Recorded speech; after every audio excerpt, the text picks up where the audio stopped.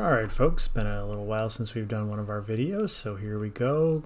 Moderate length today. We're going to talk and wrap up hail, tornadoes, and kind of get us set up for next week as we move on from severe weather. And so here we were talking as we concluded class on Wednesday, the idea of hail formation.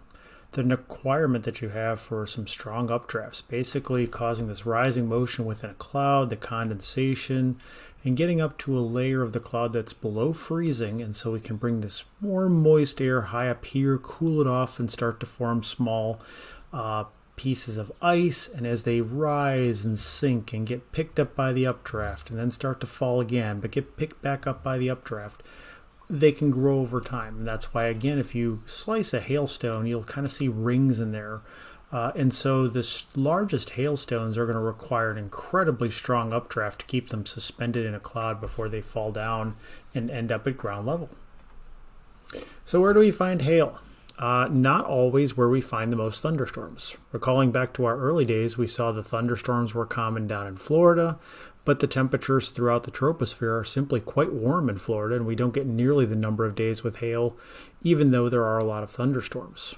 You can see a strong bullseye across areas, for instance, in Wyoming, Colorado, and Nebraska. Areas where we have upslope helping to induce thunderstorms, helping to bring that warm, moist air up to cooler levels of the atmosphere.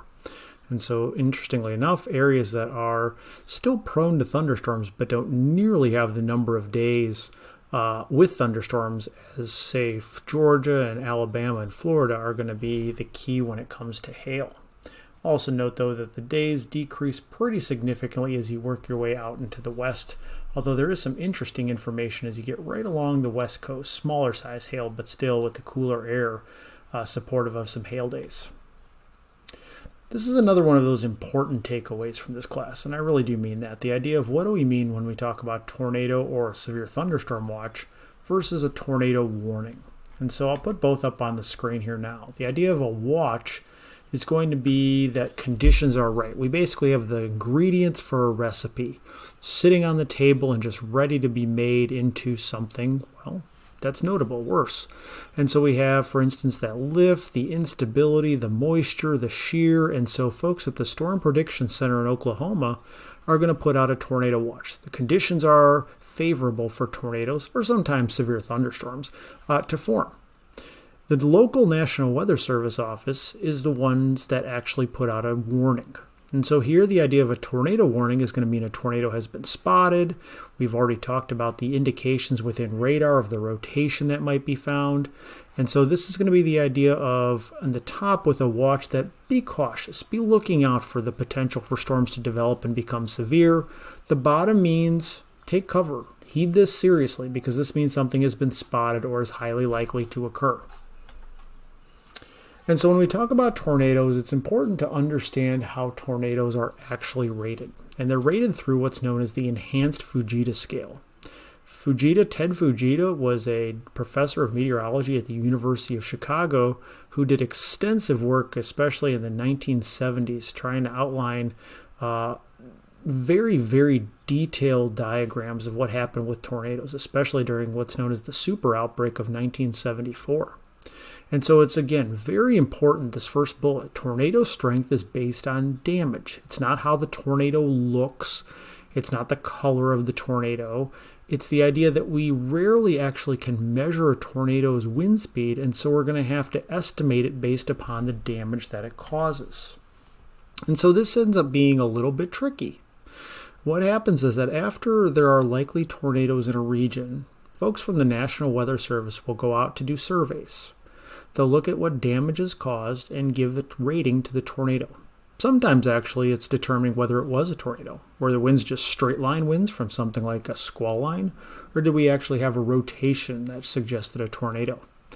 And so in many ways, we can have very intense looking tornadoes go through an open cornfield and really not even have the opportunity to cause a lot of damage, and therefore will have a low EF rating. Also, we sometimes are going to have issues if they run into things such as a mobile home park. Unfortunately, these are going to be very weak, poorly constructed buildings without any type of solid foundation, so they can be lifted and destroyed much more easily than, say, a strong brick building.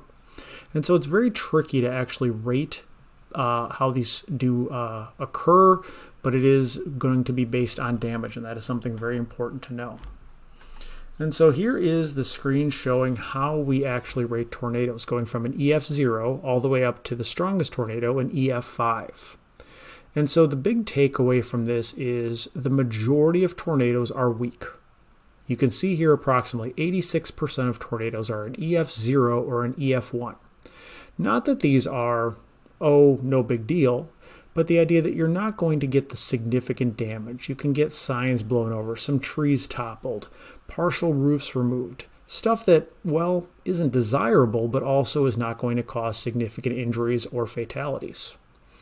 As you move to EF2 and higher tornadoes, you're both looking at a much lower percentage of the overall number of tornadoes, but also starting to see the ones where, well, now we're removing roofs, where exterior walls are being damaged. We can actually have interior structures collapsing even in the strong tornado. And then the violent tornadoes are the ones that are going to cause the majority of fatalities, your EF4s and your EF5s. And so in this example, in the lower right corner, you can see what would be an EF5, basically a foundation that is completely scoured. The idea basically separating an EF4 from an EF5 is that with an EF4, the entire building is collapsed, but it's effectively collapsed on itself, as opposed to an EF5 where it's collapsed and swept away. So not very pretty to look at, very sobering if you actually see this after a tornado, but these are going to be the ones that, yes, unfortunately do cause the largest number of deaths. And so you see an image here of a building with a play set and some trees before a tornado, and what may be the hypothetical damage caused. And so in this image, they're trying to show tornado strength, and yes, usually the large, violent tornadoes look large and violent, but still the idea that if it does not damage anything, we're not going to be able to assess it as being a particularly strong tornado. So you can see with our weaker tornadoes, upper left, we may see some shingles to large portions of a roof damaged, small things toppled over, maybe some small trees uprooted. And then as you work for the EF2 to the EF3, we start to see more and more damage to the actual structure. Roofs taken away, garages dissipated.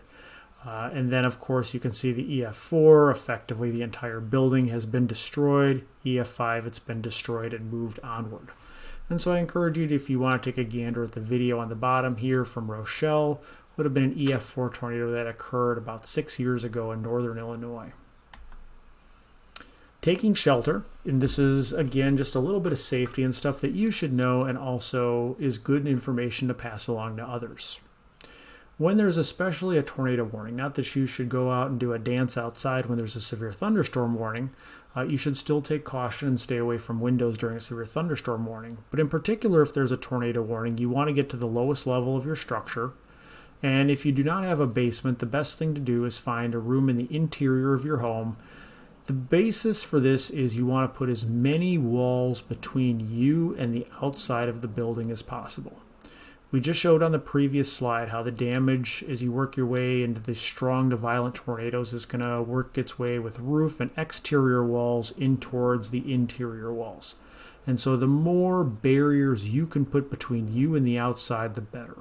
And so things like a bathroom closet or a bathroom tub, again, getting down to the lowest level of your house is important. There used to be some suggestions of opening windows to equalize pressure during a tornado, and that's been proven to be very false.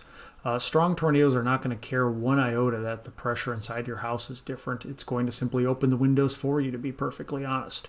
So you don't want to take the time to try and do something like that. There also used to be some suggestions of going to the southwest corner of your basement, and in reality those have also been debunked.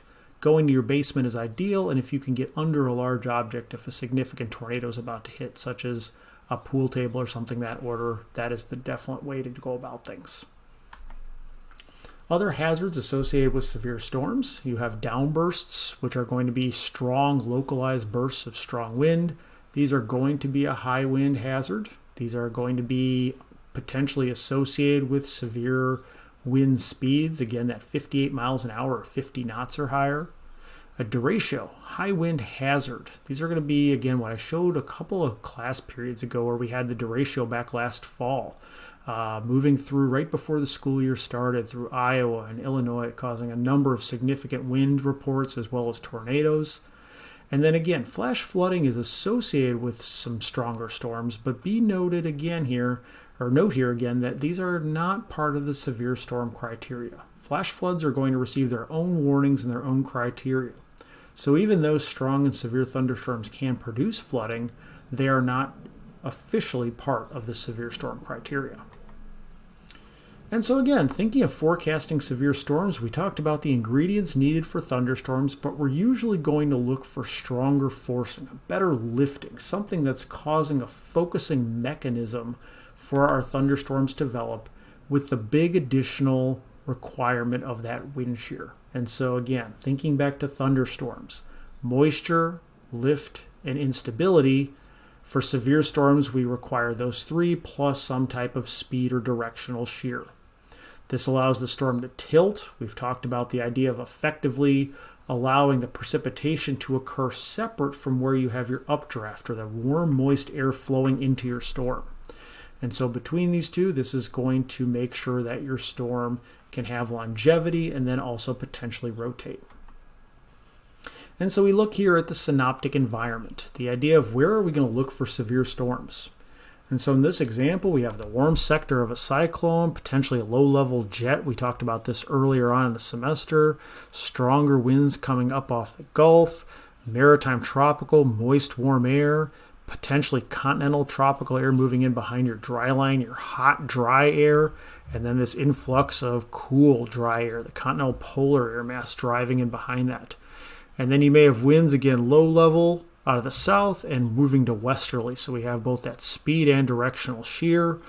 And so on the left here, you can kind of see how the winds would behave. Southerly, southwesterly, a trough lying back to the west with that diffluence or spreading out of the winds ahead of the trough. Maybe some really strong westerly winds aloft. And so this would be a canonical setup for severe weather. And so we're going to power through these few slides from many years ago. And this is a little bit of an ugly map. We have a low pressure system somewhere up here in the Dakotas, maybe down here in Nebraska, a boundary near Omaha. Again, some type of warm sector down here across Kansas and Nebraska with a trailing boundary here through the Rocky Mountains. And so again, you can see a trough sitting back here over the Rocky Mountains, strong winds here up at 300 millibars driving around the base of the trough. And again, look at the incredible diffluence, the spreading apart of the wind barbs ahead of your trough. And this diffluence aloft is going to help to initiate strong upward motion beneath. 500 millibars, you can see if we go up back to 300, kind of this westerly flow out in some of these areas. As we work down here, more of a southwesterly flow. And if we look at a sounding, this is that balloon, you can see the shear.